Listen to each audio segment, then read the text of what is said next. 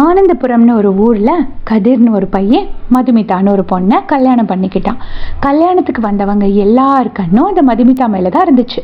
மதுமிதா பார்க்கறதுக்கு அவ்வளோ கண்ணுக்கு அழகாக லட்சணமாக இருந்தான். அன்னைக்கு ராத்திரி 2 பேரும் வீட்டுக்கு வந்துட்டாங்க.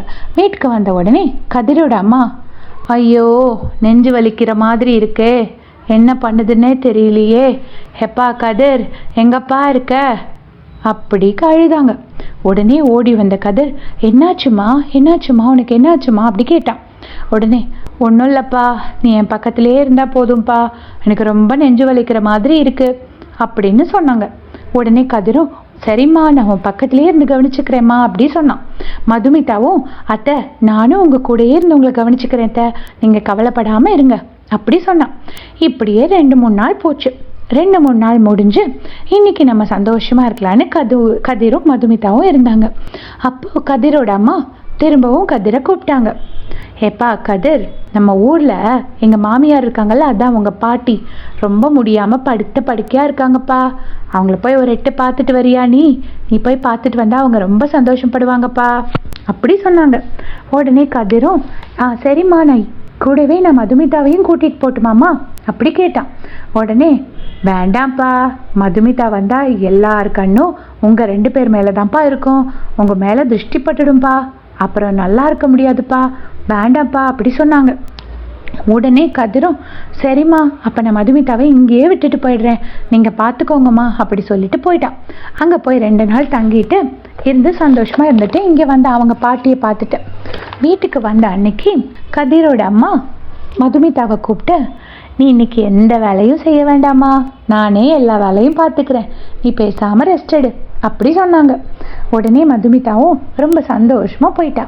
ஆனா அவ பார்க்கும்போதெல்லாம் அவங்க அத்தை எந்த வேலையும் செய்யாம சும்மாவே உட்கார்ந்துருந்தாங்க.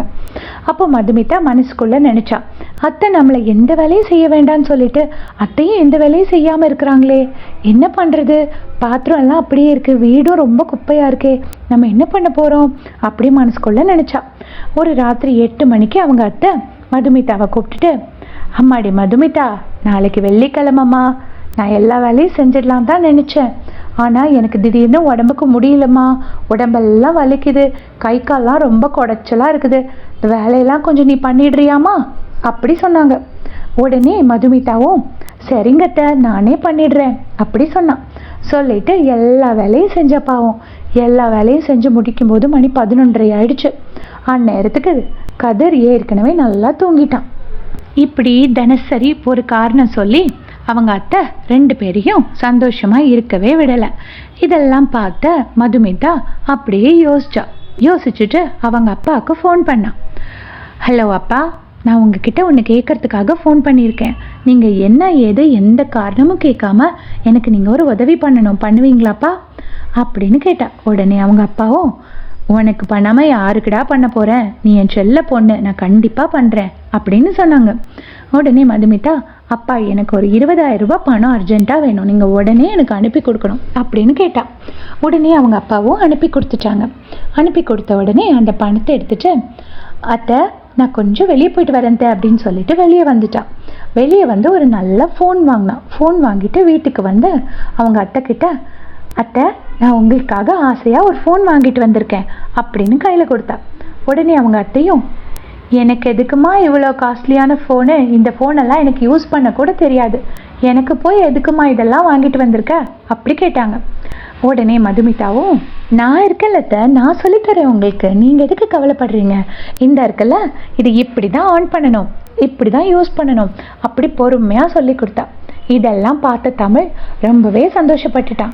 எவ்வளோ நல்ல பொண்டாட்டி நமக்கு கிடைச்சிருக்கா, நமக்கு கூட நம்ம அம்மாவுக்கு ஒரு ஃபோன் வாங்கி கொடுக்கணும்னு இத்தனை நாள் தோணலை, வந்து ஒரு 2 வாரம் தான் ஆகுது, அவளுக்கு தோணிருக்கு இவ்வளோ அழகான ஃபோனை நம்ம அம்மாவுக்கு வாங்கி கொடுத்துருக்காளேன்னு ரொம்ப சந்தோஷப்பட்டான்.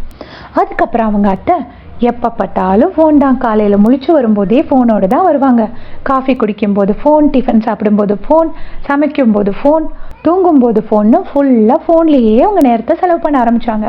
கதிரையும் மதுமிதாவையும் சுத்தமாக மறந்துட்டாங்க, அவங்கள கவனிக்கிறதையே விட்டுட்டாங்க. இங்கே கதிரும் மதுமிதாவும் சந்தோஷமாக இருந்தாங்க.